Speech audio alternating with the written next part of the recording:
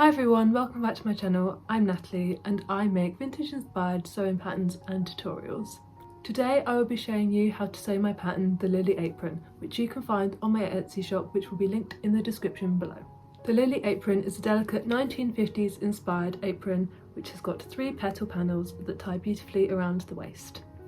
I made mine in a sheer fabric for a soft ethereal feel, but you could make yours in a cotton or a linen to be more practical for everyday use. Before we get started, don't forget to subscribe to my channel if you also love whimsical vintage inspired fashion and sewing patterns. You can also hit the bell button to be notified of any future tutorials or sewing patterns. Grab your favourite snack and a cup of tea and let's get sewing. We're going to start our Lily apron by pressing back the edges by 1 centimetre with our iron.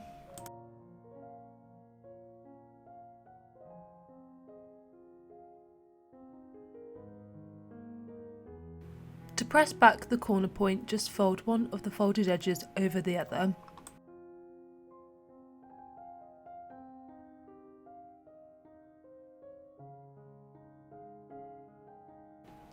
This is how it should look before we start our rolled hem. Going over to our machine now to start sewing our rolled hem, I am just sewing as close as possible to the folded edge on the wrong side of the fabric.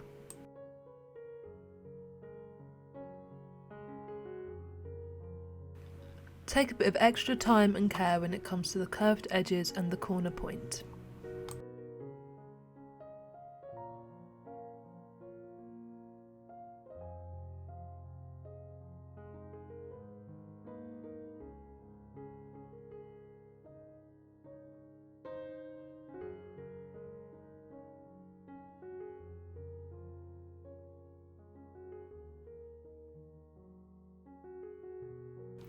So this is how that seam should look so far. As you can see, the stitches are really close to the folded edge. And then this is what the corner point should look like at this stage.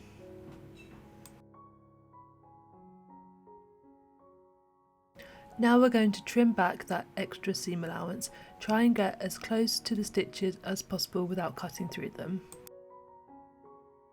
Make sure to be really careful with the stage, as this is where you could put a big hole in your project and we wouldn't want that.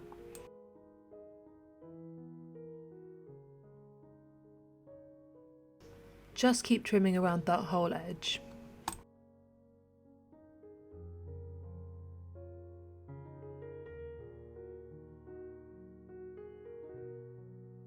Once we've finished trimming that seam allowance, this is how everything should look, including the curved seams and the corner point.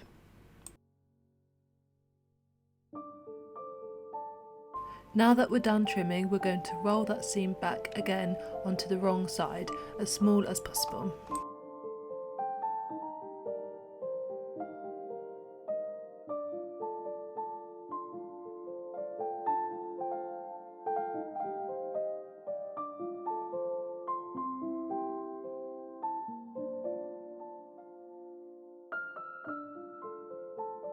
Take a bit of extra time and care just pressing down that corner point so you get it nice and neat. Now that we've finished pressing that seam back, we're going to stitch it down. You can sew this seam from the right or the wrong side of the fabric, it doesn't really matter, it's up to your preference. Again, just take it slow around those curved edges and towards the corner point so that corner is nice and crisp. You can see here I just used my thread scissors just to help me guide some of the tricky parts through the sewing machine. And this is how it should look once you have completed your rolled hem. Now just complete this step for your other 2 apron pieces. Once you've hemmed all 3 of your apron pieces, we're going to move on to our ties. Take one of your apron ties and fold it in half, right sides together along the length of the tie. We're now going to sew this together with a 1 centimetre seam allowance. Start sewing from the folded edge to the corner and then pivot your sewing machine foot and sew down the long edge.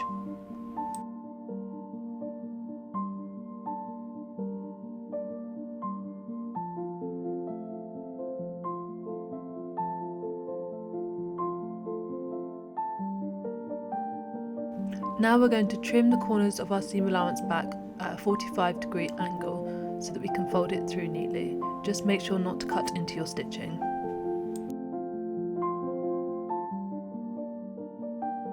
Because I was working with a sheer fabric, I also trimmed back the rest of my seam allowance just in half so that it looked neat once it was all constructed. You don't have to do this step if you're not working with sheer fabric. If you're using a cotton or something like that, you can skip this. Now we're going to turn our ribbon tie through. I just used the blunt end of a cocktail stick. You could use a chopstick or something long, and then we're just going to push everything through to the right side. Now just repeat this step with the second ribbon tie, give everything a good press at the iron, and this step is complete. Now that we've done our ribbon ties, it's time to start sewing our waistband. I start by marking out the middle when you fold the waistband in half lengthways. Then I'm going to match this up with my ribbon ties. You should be pinning your ribbon to the right side of the waistband. You want to make sure there's still 1 centimetre below that. Now repeat that process with the other side. Now I just take that to the sewing machine and stitch that down by 0.5 centimetres to secure it. Then I just repeat that by stitching down the other side another 0.5 centimetres. Now we're going to connect and gather our main apron pieces. Transfer the markings from the pattern to match up where your apron pieces connect. If you're worried about your fabric slipping around when you come to sew, you could put a few basting stitches just where they meet. Going over to our machine, you want to set it to the loosest setting so it's got nice, long, wide stitches, and then we're going to go all the way from the top of the first apron piece to the bottom of the last apron piece. I did mine at a 0.5 seam allowance.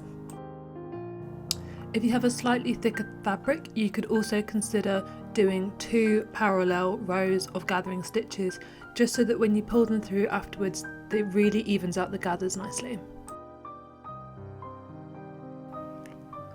Now I just mark the midpoint of my apron and the waistband and line them up together. Then I put a pin through that so it doesn't slide about, and then I take one of the threads from my gathering stitches and start pulling that to start gathering the apron. I keep pulling the gathering stitches from both sides until it aligns with my waistband. I like to make sure I leave an extra centimetre of my waistband on either side so that I can sew this up later. I then pin everything together and stitch my waistband and main apron together with a 1 centimetre seam allowance. You want to make sure as well that you have sewn your apron and your waistband right sides together.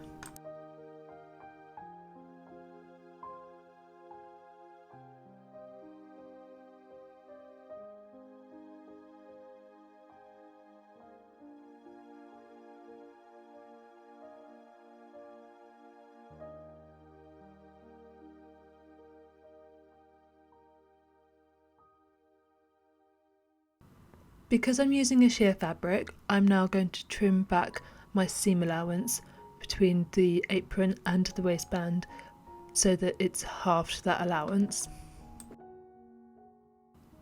This just makes sure everything looks really nice and neat once it's finished. If you have got a fabric that you can't see through, then you don't need to do this step.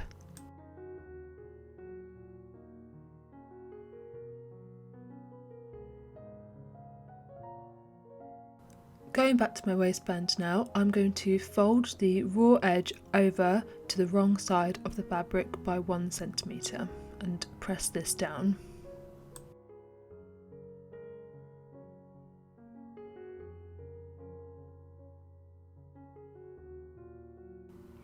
Now that you've pressed that edge, I'm going to take the waistband and I'm going to fold it over on itself so that the right sides match with the right sides. Just line it up with the seam, put a pin in it and make sure that the apron ribbon is on the inside.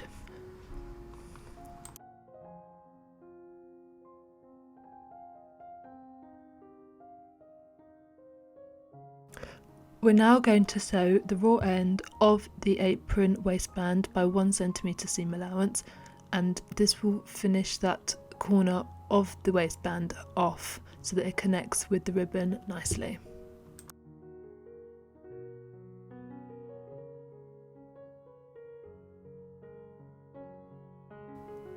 Once you unfold it, this is how everything should look, with the waistband and the ribbon attaching.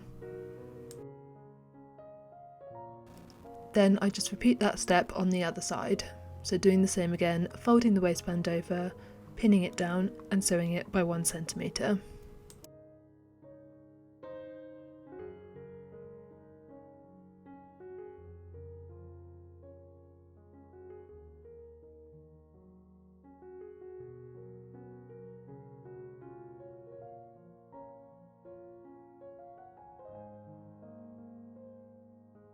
So at this stage, your main apron should be gathered and sewn onto the waistband, and your ribbon ties should be finished off neatly where they attach to the waistband.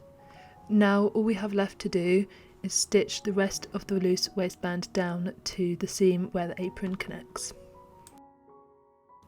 You have 2 options to connect the waistband. You can either hand stitch it by just doing a simple ladder stitch along the seam, or you can do a stitch in the ditch, which is what I am about to show you how to do. If you are a beginner, I would personally suggest doing the hand stitch method because it's often easier, although it takes a little bit more time. But if you are going to stitch in the ditch, I like to just pin down my waistband so that there is a tiny overlap on the wrong side to make sure that you pick up that waistband when we stitch. If you've never done a stitch in the ditch before, I would then suggest just doing a basting stitch just to secure this down and take the pins out, but you can also be naughty like I was and just go straight for the machine with the pins. On the right side of your apron, just line the needle up with the seam where it meets the apron and waistband. And then very carefully and slowly just stitch into that gutter created by that seam along the waistband, making sure you are catching the waistband on the other side. If anything, this was made easier for me by me using a sheer fabric, as I could see where the waistband was on the other side, but if I wasn't using a sheer fabric, I would have definitely basted this all down so that I knew nothing was going to slip or move.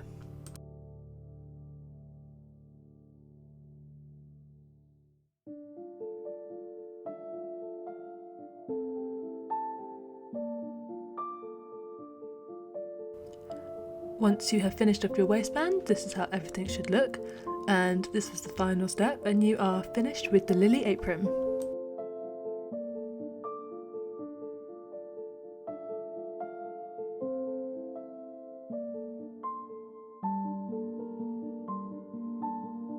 Thanks for sewing along with me, and I hope you enjoyed the Lily Apron just as much as I do. If you liked the video, please give it a thumbs up so that I know you enjoyed it. Please leave a comment if you've got any ideas for any future sewing patterns or tutorials. And don't forget to subscribe so you don't miss any new patterns. I'd absolutely love to see your version of the Lily Apron. Please tag me on Instagram so I can see all of your wonderful creations. The link will be in the description below, along with the pattern linked in my Etsy shop. Happy sewing, and I'll see you in the next video.